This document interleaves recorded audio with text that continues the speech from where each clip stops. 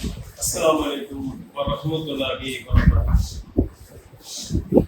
إن الحمد لله نحمده ونستعينه ونستغفره ونعوذ بالله من شرور أنفسنا ومن سيئات أعمالنا. من يهده الله فلا مضل له ومن يضلل فلا هادي له. أشهد أن لا إله إلا الله وحده لا شريك له وأشهد أن محمدا عبده ورسوله. يا أيها الناس اتقوا ربكم الذي خلقكم من نفس واحدة وخلق منها زوجها وبث منهما رجالا كثيرا ونساء واتقوا الله الذي تساءلون به والأرحام إن الله كان عليكم رقيبا. يا أيها الذين آمنوا اتقوا الله حق تقاته ولا تموتن إلا وأنتم مسلمون. يا أيها الذين آمنوا اتقوا الله وقولوا قولا سديدا يصلح لكم أعمالكم ويغفر لكم ذنوبكم ومن يطع الله ورسوله فقد فاز فوزا عظيما. إن أصدق الحديث كتاب الله وأحسن الحديث حديث محمد صلى الله عليه وسلم وشر الأمور محدثاتها وكل محدثة بدعة وكل بدعة ضلالة وكل ضلالة في النار. أعوذ بالله أن أكون من الجاهلين. ربي اشرح لي صدري ويسر لي أمري واحلل عقدة من لساني يفقهوا قولي. கண்ணியமிக்க எல்லாம் வல்ல அல்லாஹ் ஜல்ல ஷானஹு வ தஆலாவின் நல்லடியார்களே, என் அன்பான சகோதரர்களே சகோதரிகளே, புகழும் புகழ்ச்சியும் நம்மையெல்லாம் படைத்து பரிபாலித்து ஒவ்வொரு வினாடியும் நம்மையெல்லாம் அருள் கூர்ந்து காத்துக் கொண்டு இருக்கின்ற அல்லாஹ் ரப்பல் ஆலமீன் ஒருவனுக்கே எல்லா புகழும். இந்த நேரத்திலே அவனுடைய சாந்தியும் சமாதானமும் வற்றாத கருணையும் கிருபையும் நம்முடைய உயிரினும் மேலான நபிகள் நாயகம் ஸல்லல்லாஹு அலைஹி வஸல்லம் அவர்கள், அன்னாருடைய குடும்பத்தார், அவர்களுடைய தோழர்கள், சத்திய சஹாபிய விண்மணிகள், இன்னும் அவர்களுடைய நல்ல காரியங்களிலே பின்தொடர்ந்து வாழ்ந்து சென்ற தாபியங்கள் மற்றும் தபோவ தாபியங்கள் மீதும், இன்னும் இந்த உலகிலே அல்லாஹ்விற்காகவே நம்பிக்கை கொண்டு நல் அறங்கள் செய்து கொண்டு இருக்கின்ற முஸ்லிம்களாகிய ஆண்கள் மீதும் பெண்கள் மீதும், குறிப்பாக இஸ்லாத்தினை அதனுடைய தூய்மையான வடிவினிலே அறிந்து அதனுடைய அடிப்படையிலே இந்த உலக வாழ்க்கையை அமைத்துக் கொண்டு அதன் மூலம் நாளை மறுமையிலே அல்லாஹ் ரப்பல் ஆலமீனுடைய சன்னிதானத்திலே நாம் அனைவரும் போய் நிற்கும் பொழுது அவனுடைய அன்பிற்கினிய அடியார்களாக ஆக வேண்டும் என்ற உயர்ந்த லட்சியத்தோடு உயர்ந்த நோக்கத்தோடு அல்லாஹ்வுடைய தூதர் நபிகள் நாயகம் ஸல்லல்லாஹு அலைஹி வஸல்லம் அவர்கள் காட்டி தந்த அடிப்படையிலே ஜும்மா என்னும் வணக்கத்தை நிறைவேற்ற வந்திருக்கக்கூடிய உங்கள் மீதும் நம்மையெல்லாம் படைத்த ரஹ்மானுடைய கருணையும் கிருபையும் இந்த நேரத்தில் நாம் அனைவரும் மீதும் நின்று நிலவட்டுமாக என்று பிரார்த்தனை செய்தவனாக இந்த உரையை நான் துவக்குகின்றேன். கண்ணியத்திற்குரியவர்களே, அல்லாஹ்வின் நல்லடியார்களே, ஏகத்துவவாதிகளே, அல்லாஹ் ரப்பல் ஆலமீன் இந்த உலகத்திலே வாழக்கூடிய அனைத்து மனிதர்களுக்கும் அவர்களுக்கு என்ன விதித்திருக்கின்றானோ அதை எல்லா மனிதர்களும் அடைந்தே கொள்வார்கள், ஏகத்துவவாதிகள் உட்பட. ஆனால் ஏகத்துவவாதிகளுடைய எண்ணம் இந்த உலகத்திலே எவ்வாறு இருக்க வேண்டும் என்றால், இந்த உலக வாழ்க்கையின் மூலமாக இந்த உலகத்தில் எனக்கு எதுவும் இல்லை, இந்த உலக வாழ்க்கையின் வாழ்வதன் மூலமாக மறுமையிலே என் இறைவன் எனக்கு மிகப்பெரிய பரிசை தருவதற்காக காத்துக் கொண்டிருக்கிறான். அந்த பரிசை அல்லாஹ்வுடைய உதவியை பெறுவதற்கு தான் இந்த உலகத்திலே இறைவனும் இறை தூதரும் சொன்ன அடிப்படையிலே என் வாழ்க்கையை நான் அமைத்துக் கொள்வேன் என்று எண்ணுபவன் தான் ஏகத்துவவாதி. நான் 5 நேரம் சொல்கிறேன், வியாபாரத்தில் நேர்மையாக இருக்கிறேன், மனைவியிடத்திலே நீதமாக நடந்து கொள்கின்றேன், பிள்ளையிடத்திலே சிறந்த ஒரு தந்தையாக நான் பரிணமிக்கின்றேன், என் தாய் தந்தைக்கு நான் ஒரு சிறந்த பிள்ளையாக இருக்கின்றேன், என் அண்டை வீட்டாருக்கு ஒரு சிறந்த அண்டை வீட்டுக்காரனாக நான் இருக்கின்றேன். வண்ணாசி அஜ்மாஹி, இந்த உலகத்திற்கு உரிய அனைத்து மனிதர்களுக்கும் என்னால் என்ன உதவிகள் செய்ய முடியும், என்னால் என்ன பலனை நான் கொடுக்க முடியும் என்பதையெல்லாம் இறை தூதர் காட்டி தந்த அடிப்படையில நான் சரியான முறையில் செய்வேன் என்ற எண்ணத்தோடு வாழுகின்றவன் தான் ஏகத்துவவான். வலி குல்லி விஜிஹத்தின் ஹுவ முவல்லிகா ஃபஸ்தபிகுல் கைரா. ஒவ்வொருவருக்கும் முன்னோக்கும் இலக்கு உள்ளது என்று அல்லாஹ் சொல்லுகின்றான். நம்ம எல்லாருக்கும் முன்னுக்கு வர லட்சியம் இருக்குதான், இல்லைன்னு கிடையாது. எனக்கெல்லாம் எந்த லட்சியமும் கிடையாது. விதி வந்தா போதா போயிடலான்னு இருக்கிறேன் அப்படின்னு யாராவது வாழ்றோமா? அப்படி எல்லாம் கிடையாது. ஒரு லட்சியத்தோடு தான் பயணிக்கிறோம் என்று அல்லாஹ் சொல்றான். அல்லாஹ் சொன்ன கரெக்ட் தானே? அப்ப நம்ம அப்படி சொல்லிவிட்டு நீங்க எல்லாரும் ஒரு லட்சியத்தை நோக்கி தான் பயணிக்கிறீங்க. ஆனால் அந்த லட்சியம் என்பது நீங்க நன்மைகளாக மாற்றிக்கொள்ளுங்கள்.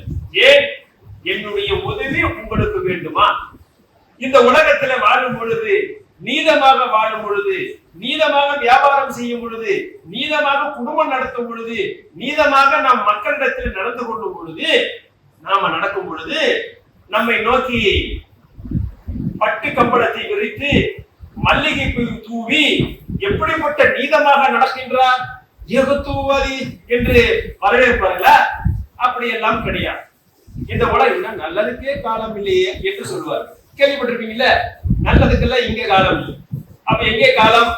மறுமையில் தான் காலம்.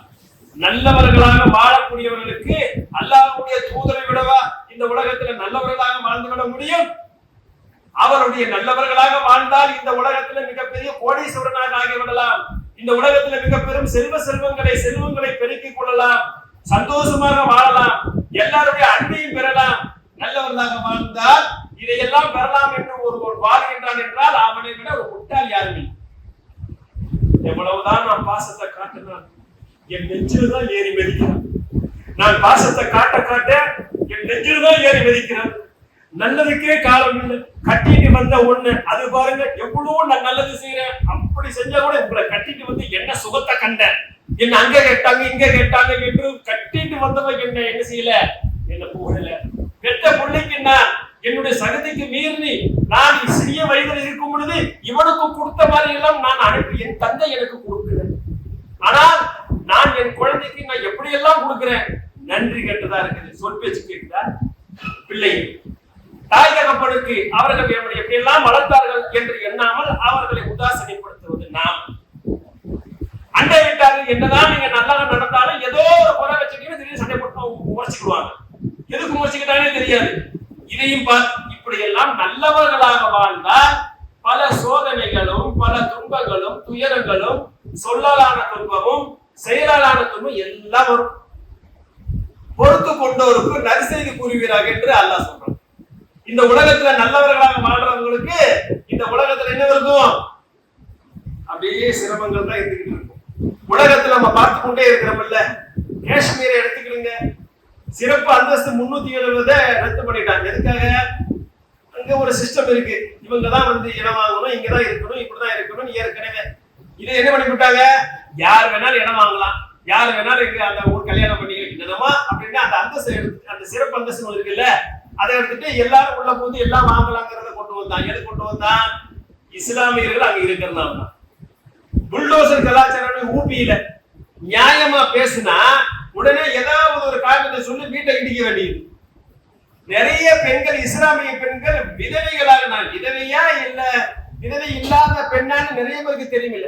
ஏன்னா கணவரை விசாரணை என்று அழைத்து கொண்டு போறாங்க, அவர் திரும்பி வரவே இல்லை. அது உயிரோடு இருக்கிறாரா இல்லையா தெரியல. விதவைகளாக இருக்கிறாங்களா இல்ல நான் விதவை இல்லாம இருக்கிறனா என்பதை தெரியல. என்ன காரணம்? இஸ்லாமியர் என்ற காரணம்.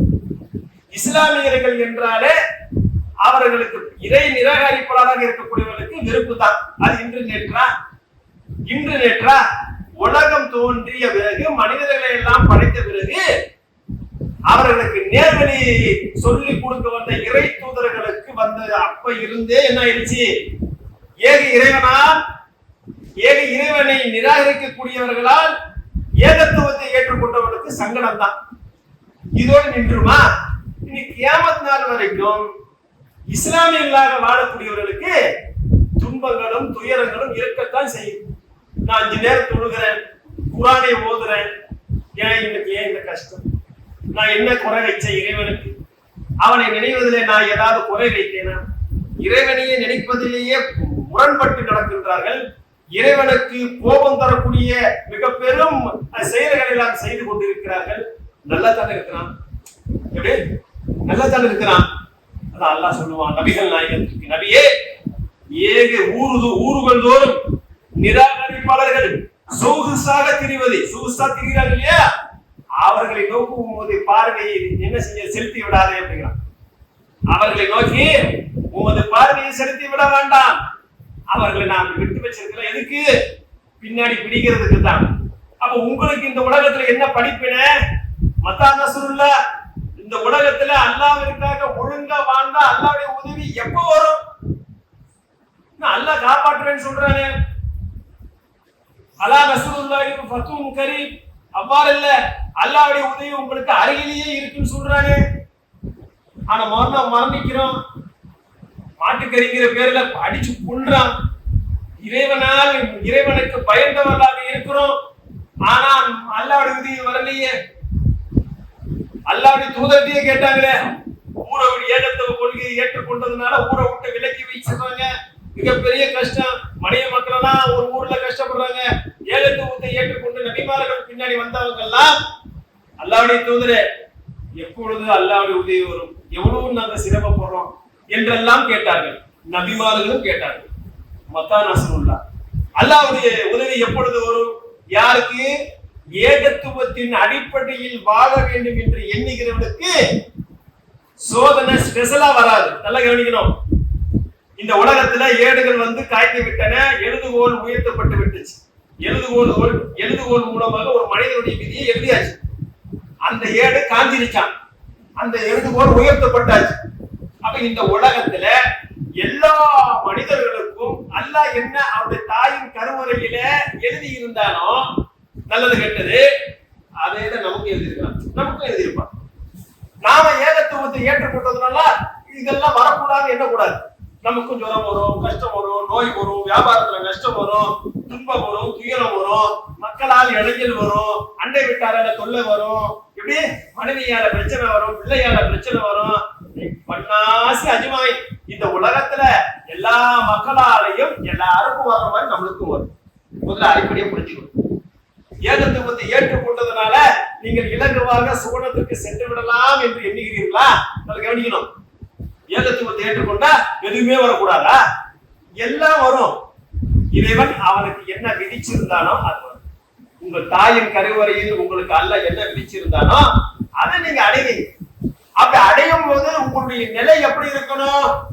என் இறைவன் இது எனக்கு தருகின்றான், என் இறைவன் தான் இந்த தலைவலியை தந்தான், என் இறைவன் தான் இந்த வியாபாரத்துல நஷ்டத்தை கொடுத்தான், என் இறைவன் தான் இது போன்ற எல்லா செயல்களுமே, எல்லா நிலைகளும், எல்லா நல்லறங்களும், எல்லாத்தையும் எல்லாம் வந்து இறைவன் தான் எனக்கு தர்றான் என்பதை அடிப்படையை முதல்ல விளைக்கணும். யார் விளைக்கணும்? ஏகத்துவாதி விளக்கணும். இந்த வெயில் சென்ற மே மாதங்களை எல்லாம் விட தாங்கள் அனைவரும் அறிந்திருப்பீர்கள். சிக்னல்ல அந்த பச்சை துணி போட்டு நிழலுக்காக கொஞ்ச நேரம் சிக்னல்ல கட்டியிருக்க பாத்துருக்கீங்களா? நீங்க பாத்துருக்கலாம். இது மாதிரி எந்த மே மாசத்துலயாவது அரசாங்கம் கட்டிச்சா? அதான் சிக்னல்ல கொஞ்ச நேரம் நிற்கும் போது நிழல் கொஞ்சம் கிடைக்க வேண்டும் என்பதற்காக பச்சை துணியில அந்த பில்டிங் இடிச்சாங்கன்னா அது தூசி வெளியே வராம ஒரு பெரிய பச்சை துணி போட்டிருப்பாங்கல்ல, டஸ்ட் வெளியே, அந்த மாதிரியான துணிய பந்த கால் போட்டு நிறைய சிக்னல்கள்ல சென்னையை சுத்தி எங்க பார்த்தாலும் அந்த துணியில போட்டிருக்காங்க. என்னைக்காவது பார்த்திருக்கீங்களா? நீங்க பார்த்திருக்க மாட்டீங்க. இந்த வருடம் நம்ம பார்க்கிறோம். சென்ற மே மாதம் எத்தனையோ மே மாதங்கள் சென்று விட்டது, வருடம் வெயில் தாக்கம் தான். ஆனால் இந்த வருடம் அதிகமான வெப்பத்தை நாம் அனைவரும் உணர்றோம்.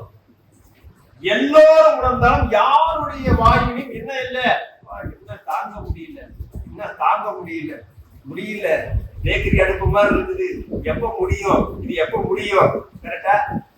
ஆனா ஏகத்துவவாதி என்பவன் இதில் பெறக்கூடிய படிப்பினை என்ன? சிந்திக்கக்கூடியவர்களுக்கு இதுல படிப்பினை இருக்கா இல்லையா? நரக நிரப்புடைய மூச்சு காட்டுனாங்க சூழ்நிலை. இதை விட பன்மடங்கான வெப்பம் தான் அரபு நாட்டுல இருக்கு. தபூக்கு போருக்கு செல்லும் பொழுதெல்லாம் கடுமையான வெப்ப காலத்துலதான் அந்த போரை அல்லாஹ்வுடைய தூதர் ஸல்லல்லாஹு அலைஹி வஸல்லம் அவர்கள் கடமையாக்கினார். அந்த போரை எவ்வளவு பெரிய சிரமத்துல உங்களுக்கு எல்லாம் தெரியும். அதுல எவ்வளவு சிரமப்பட்டு அந்த போரை வெற்றி கொண்டு வந்தாங்க. அதுல போகாதவங்களுக்கு என்னெல்லாம் ஆச்சு என்பதை அது இன்னொரு நாள் வைத்துக் கொள்வோம். அப்படிப்பட்ட கடுமையான அந்த வெப்ப காலம், வெப்பம் என்பது நரகத்துடைய மூச்சு காத்து. இன்னொரு மூச்சு காத்து என்ன, கடும் குளிர்காலம் இருக்குல்ல, அது ஒரு நரகத்துடைய மூச்சு காத்து தான். கடும் குளிர் இருக்குல்லுங்க, அதுவும் நரகத்துடைய மூச்சு காத்து தான். கடும் வெப்பமும் என்னதான், நரகத்துடைய மூச்சு காட்டுதான். இதுல என்ன நம்ம படிப்பினை பெறுகிறோம்? இது போன்ற இந்த வெப்பத்தையே நம்மால் தாங்க முடியவில்லையே, நரகத்துடைய வெப்பம் இதை விட கடுமையானது அல்லவா? என் இறைவனுக்கு நான் மாறு செய்வேன், இதை விட இந்த வெப்பத்தை விட கடுமையான வெப்பம் நாளை மறுமையிலே இருக்கிறதே, அந்த அந்த மறுமையிலே அந்த நரகத்தில் தரக்கூடிய அந்த வேதனையை அல்லாஹ்வுடைய உதவி கொண்டு அதிலிருந்து காப்பாற்றி சுவனத்திற்கு செல்லக்கூடிய அடியானாக நான் மாறேன். என் இறைவா, எங்கிருந்தாலும் உன்னை நினைவு கூறுவது விட்டும் எனது உள்ளத்தை திருப்பி விடாது ரஹ்மானே. இந்த உலகத்திலே வரக்கூடிய அனைத்து நல்லது கெட்டதுகளையும் நீதான் எனக்கு தருகின்றாய் என்பதை நான் உணர்ந்து, நீ தரக்கூடிய அந்த இன்ப துன்பங்களை எல்லாம் நான் புரிந்து கொண்டு உனக்கு நன்றியுள்ள ஒரு அடியானாக நான் ஆக வேண்டும் என்ற பிரார்த்தனையை செய்யக்கூடியவராக இருக்கக்கூடியவன் நன்மையாக தருவார்கள். இன்னல்லதீன காலூ ரப்புனா அல்லாஹ், எங்களுடைய இறைவன் அல்லாஹ்தான் என்று நாம் கூறினால் மட்டும் பத்தாது. சும்மஸ்தகாம், அது உறுதியா இருக்கும். உறுதினா என்ன? அல்லாஹ் உங்களுக்கு கொடுக்கிற அந்த கஷ்டங்களையும் நஷ்டங்களையும் இன்பங்களையும் துன்பங்களையும் எல்லாம் இறைவன் தான் தருகின்றான் என்பதை நீங்கள் உணர வேண்டும். அதுதான் சும்மஸ்தகாம், உறுதியாக இருப்பது. உறுதியாக இருந்தால் என்ன? உலகம், இந்த உலகத்துல நாம மரணிக்கிற வரைக்கும் இதே கொள்கையில, என்ன கொள்கையில? என் இறைவன் அல்லாஹ்தான், அவன் கொடுக்கக்கூடியது எனக்கு வர்றது எல்லாமே அல்லாஹ் தர்றதுதான் என்பதை நான் புரிந்து கொண்டு நான் பொறுமையாக இருந்து இறைவனிடத்துல நான் என்ன செய்வேன்? பாவ மன்னிப்பு கேட்பேன், அவனிடத்துல உதவியை கேட்பேன், என் நிலையிலும் அவரை நினைத்தவனாகவே இருப்பேன். இதுதான் சும்மஸ்தகாம். அதே நிலையில் மரணிக்கிறாங்கல்ல, அதே நிலையில் இருந்து விளங்குதுங்களா? அந்த நிலையிலேயே இருந்து மரணிக்கிற வரைக்கும் அதே நிலையில் இருக்கிறாங்க பாருங்க. அப்படி இருக்கக்கூடியவர்களுக்கு தத்தனஸ்ஸலுல் அலைஹிமுல் மலாயிகா, அவங்க மீது மலக்குமார்கள் இறங்கி அல்லாஹ் சொல்லி அனுப்புவான்.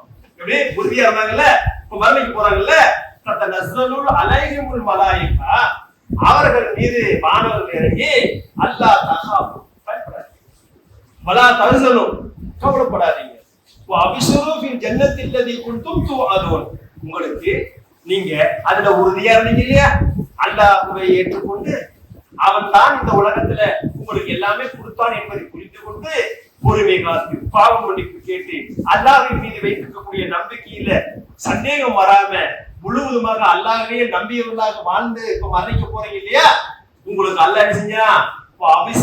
ஜன்னத்தில்லதி குன்தும் துஅதுன், உங்களுக்கு அல்லாஹ் சொர்க்கத்தை உங்களுக்கு வாக்களிச்சுட்டான்.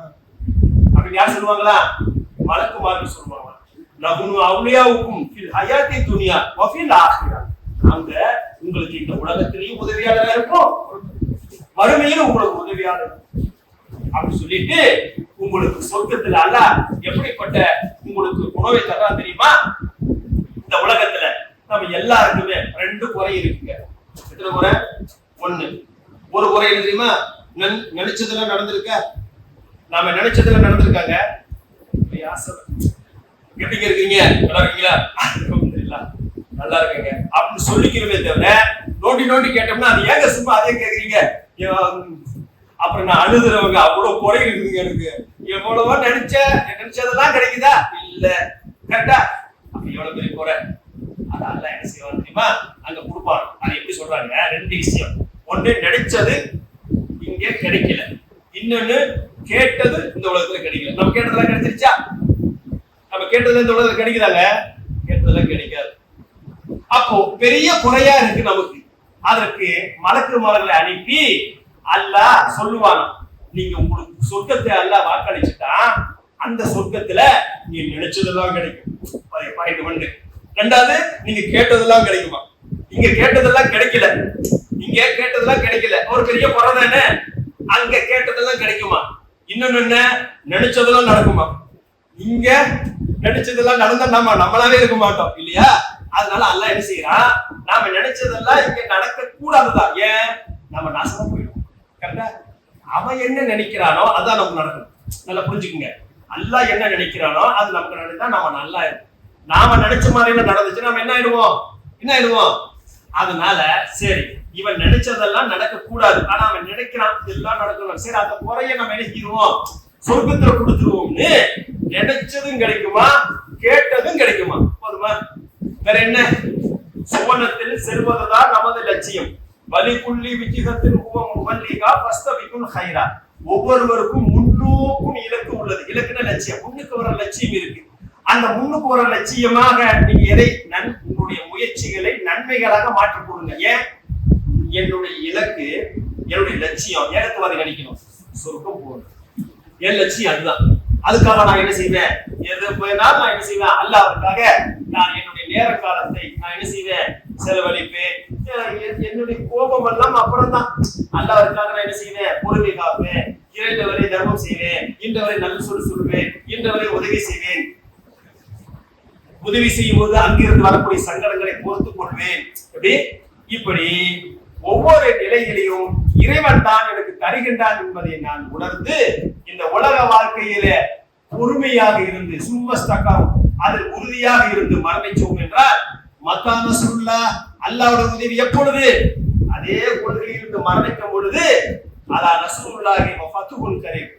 அவ்வாறு இல்ல, அல்லாஹ்வுடைய உதவி உங்களுக்கு அருகிலேயே இருக்குங்கிறான். அது எப்ப தெரியும்? அதே கொள்கையில மரணிச்சு உடனே உதவி வந்து செய்தி வந்துருச்சு. உங்களுக்கு என்ன செய்தி? உங்களுக்கு சொர்க்கம் செய்தி, நல்ல செய்தி. அல்லாஹ் சொல்லிட்டான், சொர்க்கத்துக்கு போயிடுங்க, அங்க உங்களுக்கு நினைச்சது கிடைக்கும், நீங்க கேட்டது கிடைக்கும், இது கண்ணியமான உங்களுடைய இறைவனுடைய விருந்துங்கிறான். விளங்குதுங்களா? அப்படிப்பட்ட ஒரு சிறந்த உதவியை, அல்லாஹ்வுடைய உதவியை இந்த உலகத்திலே நாம் மறுமையில நமக்கு கிடைக்க வேண்டும் என்பதை இந்த உலகத்தில் வரக்கூடிய இன்ப துன்பங்களை நாம் புரிந்து கொண்டு அதனால் அல்லாஹ்வுடைய அன்பை பெற்றவர்களாக வாழ. கஷ்டமா இருந்தாலும் சரி, ஏழையாக இருந்தாலும் சரி, பெரிய பணக்காரனா இருந்தாலும் சரி, தர்மம் செய்றீங்க, பணக்காரனா வாரி கொடுத்தீங்க, ஏழையானதுக்கு அப்புறம் பணக்காரனா இருக்கும்போது 500 ரூபாய் தந்திருப்பீங்க, ஏழையானதுக்கு அப்புறம் ஒரு 5 ரூபாய் கொடுப்பீங்க. கொடுக்குற அளவுதான் கம்மியாகும் தவிர கொடுக்கறத நீங்க நிப்பாட்ட மாட்டீங்க. அல்ல 5 500 பார்க்கல, 5 பாக்குறானா 500 அது மனுஷன் பார்ப்பான். அல்லாஹ் எப்படி கொடுக்கிறான், எந்த எண்ணத்துல கொடுக்கிறான் என்பதை தர்மம் செய்வதையும் நிப்பாட்டி விட மாட்டார்கள். கோபப்பட்டால் அவர்கள் வென்று விழுங்கி விடுவார்கள். பிறர் மீது அந்த தேவையெல்லாம் கோபப்பட அல்லாஹ்வுடைய தூதர் கோபப்பட்டிருக்கிறாங்க. மக்களுக்கு பாதிப்பு ஏற்படும்னா அதுக்கு கோபப்பட்டிருக்காங்க. தனக்கு பாதிப்பு ஏற்படுறதும் கோபப்படவே இல்லை. காட்டேரவி துண்டை போட்டு கழுத்துல இழுத்து ஜக்காத் கேட்டார், தனக்கு தான் பாதிப்பு. கோபப்பட்டாரா? கோபப்படல. இடுப்பா தர்றேன்னு தான் சொன்னாங்க. அடுத்தவர்களுக்கு பாதிப்புனா அதற்காக கோபப்பட்டார்கள், தனக்காக அவர்கள் கோபப்பட்டது கிடையாது. ஏன்? ஏகத்துவவாதியின் தலைவர். அப்படிப்பட்ட ஏகத்துவவாதிகளாக நாம இந்த உலகத்தில் நாம இருக்கணும். இறை அன்பை பெற்றவர்களாக நடக்க வேண்டும். அவருடைய அருளை பெற வேண்டும். அதன் மூலம் நாளை மறுமையிலே சூனம் செல்ல வேண்டும். இதுதான் நம்முடைய இலக்கு, இதுதான் அல்லாஹ்வுடைய உதவி என்பதை நாம் புரிந்து கொண்டு மறுமையிலே அந்த சுவனத்தை பெறக்கூடிய நன்மக்களாக ஆவதற்கு வல்லரஹ்மான் நம் அனைவருக்கும் அருள் புரிய வேண்டும் என்று கூறி எனது முதல் உரைக்கு நிறைவு செய்கிறேன். அல்ஹம்துலில்லாஹ் நஹ்மதுஹு ஸல்லி அலா ரசூலில் கரீம். அம்மா பாத். கண்ணியமிக்க எல்லாம் வல்ல அல்லாஹ்வின் நல்லடியார்களே, நான் சொன்ன இந்த செய்தி எல்லாம் உங்களுக்கு ஓரளவுக்கு சரி என்றுதான் படுது. இருந்தால் இது இறை வாக்கா, இது இவர் பேசுகிறாரே இவருடைய வாக்கா என்பதை சிலருக்கு தோன்றலாம். இது இறைவனுடைய வாக்கு தான். இதை நாங்கள் எவ்வாறு புரிந்து கொள்வது என்றால் உங்களுக்கு ஒரு டிப்ஸ் கொடுக்கணும் இல்ல. தினந்தோறும் திருக்குறானை தன்னுடைய தாய்மொழியில் படித்துவார்கள். தாய்மொழியில் படித்துவார்கள். அவரவர்கள் மொழியில் புரிந்து கொள்வதற்காகவே அவரவர்கள் மொழியில் வேதத்தை ஏற்கணும்ங்கிறார். புரிஞ்சுக்கிறது அல்லாஹ்வுக்கு முக்கியம். புரிந்தால் தானே இறைவன் நம்மோடு பேசுவதை நாம் உணர்ந்தால் தானே, இறைவன் நம்மளை கண்காணித்துக் கொண்டிருக்கிறான் என்பதை உணர்ந்தால் தானங்க எந்த கஷ்டத்தையும் பொறுத்துக்க முடியும். அவன் கொடுக்கிற இன்பத்தை நாம அல்லாஹ்வுக்காக என்ன செய்ய நன்றி செலுத்துவோம். அவன் தரக்கூடிய சோதனைகளை பொறுத்துக் கொள்வோம்.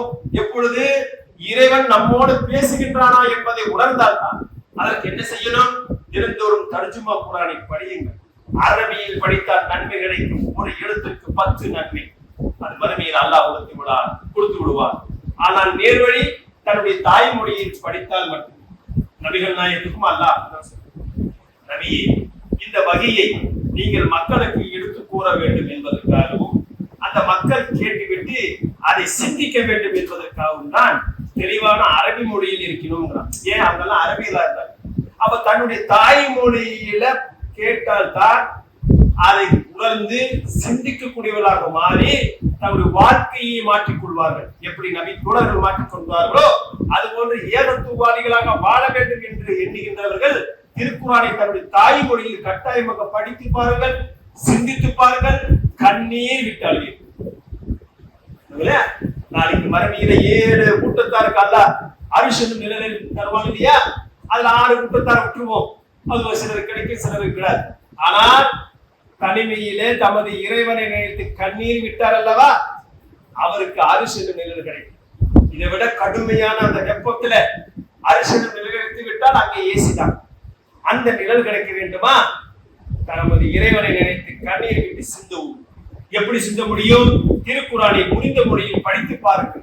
நிச்சயமாக அல்லாஹ் நம்மோடு பேசுவதை நீங்கள் உணர்வீர்கள். அல்லாஹ் நம்மளை கண்காணித்துக் கொண்டிருக்கிறார் என்பதை உணர்வீர்கள். அல்லாஹ் நம்மோடு பேசுகிறார், நம்மளை கண்காணித்துக் கொண்டிருக்கிறார் என்பதை நாம் உணர்ந்து விட்டால் நாம் எப்பொழுதுமே நல்லவர்களாகத்தான் வாழ்வோம். கொஞ்ச நேரம் நல்லவன், கொஞ்ச நேரம் கெட்டவன், கொஞ்ச நேரம் கெட்டவன், கொஞ்ச நேரம் நல்லவன். ஏகத்துவாதி அப்படி இருக்க மாட்டான். எப்பொழுதுமே நல்லவனாகத்தான் இருப்பான். நல்லவனுக்கு நல்லவனாகவும் கெட்டவனுக்கும் நல்லவனாக இருப்பான். ஏகத்துவாதி நிறைய பேர் சொல்லுவான், நான் நல்லவனுக்கு நல்லவன், கெட்டவனுக்கு கெட்டவன். என் முகத்தை நீ ஒரு முகத்தை தானே பார்த்திருக்க, இன்னொரு முகத்தை நீ பார்த்ததே இல்ல, அதை பார்க்க ஆசைப்படாத அப்படின்னு யார் சொல்லுவா? ஏகத்துவரை சொல்ல மாட்டான். ஏன்? அல்லாஹ்வுடைய தூதர் நபிகள் நாயகம் ஸல்லல்லாஹு அலைஹி வஸல்லம் அவர்கள் நல்லவர்களுக்கும் நல்லவர்களாகத்தான் இருந்தார்கள், கெட்டவர்களுக்கும் நல்லவர்களாக இருந்தார்கள். அதனால கெட்டவனும் நல்லவர்களாக வாழ்ந்தார். கரெக்டா? அப்போ நல்லவனுக்கும் நான் நல்லவன் தான், கெட்டவனுக்கும் நான் நல்லவன் தான். எப்படி முடியும்? என்னை யாரோ ஒருத்தர் பார்த்துக்கிட்டே இருக்கிறாருன்னு உள்ள வந்துருச்சுன்னா நான் கெட்டவன்கிட்ட இயங்கவே நல்லவனா தான் நடக்கும். அல்லாஹ் பாக்குறான்னு வந்துருச்சுன்னா அவன் முன்னாடி கெட்டவனா மாறுவோமா? இந்த டைலாக் அவங்ககிட்ட சொல்லுவோமா? நான் நல்லவனுக்கு நல்லவன் அப்படின்னு சொல்ல முடியுமா? அப்ப ஏகத்துவாதி என்பவன் என் நிலையிலும் இறைவனுக்கு பிடித்த வாழ்க்கையை வாழுவான். தனது தாய்மொழியில் படிக்கக்கூடியவராக ஆகிவிட்டார். அப்படிப்பட்ட ஒரு உயர்ந்த பண்பை பெற்று அல்லாஹ்வுடைய நிச்சயமாக எனக்கு விட்டும் அவன் அணுவனும் அநீதி இழைக்காதவன். அல்லாஹ்வுக்காக இந்த உலகத்திலே என்னுடைய வாழ்க்கை பயணத்தை அமைத்துக் கொண்டால் அணுவனும் எனக்கு அநீதி இழைக்க மாட்டான். வல்ல ரஹ்மான், நான் எதற்காக மக்களை நம்ப வேண்டும், எதற்காக பிள்ளையை நம்ப வேண்டும், மனைவியை நம்ப வேண்டும், தாய் தந்தையை நம்ப வேண்டும், அண்டை வீட்டார நம்ம நம்ப வேண்டும்? மனிதர்களை நம்பினால் மானம் கிட்டுதான் போகும். படைத்த ரப்புல் ஆலமீன் நீங்க நம்பி இருங்க. ஹஸ்புனல்லாஹு வ நிஅமல் வக்கீல். இப்ராஹிம் அலைஹிஸ்ஸலாத்து வஸலாம் சொன்னார்களா, எந்த நோயும் வராது. மனிதனை நம்பி இறங்கினா தான் ஹார்ட் அட்டாக் வரும், சுகர் பிபிகள் ஏறுது. மனுஷனை நம்பி செய்யறதுனால தான் இங்கு திருப்பி செய்யாம போயிடுவானோ, ஏமாத்தி போயிடுவானோ அவனை நினைக்கிறதுனால ஹார்ட் அட்டாக் வருது. எதுக்காக? அவனுக்காக செய்றீங்க. எல்லாமே அல்லாஹ்வுக்காக செஞ்சுவிட்டு தம்பி உனக்காக நான் செய்யல, அல்லாஹ்வுடைய முகத்துக்காக தான். மகனே, மனைவியே, என் தாய் தந்தையே, நன்றி விட்டாரே, எல்லாம் அல்லாஹ்வுடைய முகத்துக்கு தான் நான் செய்யறேன். நீங்க திருப்பி செய்யணும் என்பதற்காக நான் செய்யவில்லை என்பதை மனம் முகந்து நாம் சொல்லுவோம். ஏன்? அல்லாஹ் என்னை பார்த்துக் கொண்டிருக்கிறார், என்னை கைவிட்டு விட மாட்டான் என்ற எண்ணம் தாய்மொழியில் படிக்கும் போது அப்படிப்பட்ட நன்மக்களாக திருக்குறானை எழுந்தோறும் அல்லாஹ்வுடைய பாதையில போவதற்காக செல்வதற்காக அரபியிலும் தன் தாய்மொழியிலும் படிக்கக்கூடிய நன்மக்களாக இருந்தோம் என்று சொன்னால் நிச்சயமாக சும்மஸ்தகாம் உலகத்தில் வரக்கூடிய எல்லா துன்பங்களையும் இன்பங்களையும் ஒரு அனுபவித்துக் கொண்டு பொறுமையாக இருந்து அல்லாஹ்வுடைய அன்பை பெற்றவராக நாளை மறுமையிலே சுமூலம் செல்வோம். அப்படிப்பட்ட நன்மக்களாக ஆவதற்கு ரஹ்மான் நம் அனைவருக்கும் அருள் புரிய வேண்டும் என்று கூறி இந்த உரைக்கு நிறைவு செய்கிறேன். அஸ்ஸலாமு அலைக்கும் வரஹ்மத்துல்லாஹி வபரகாத்துஹு.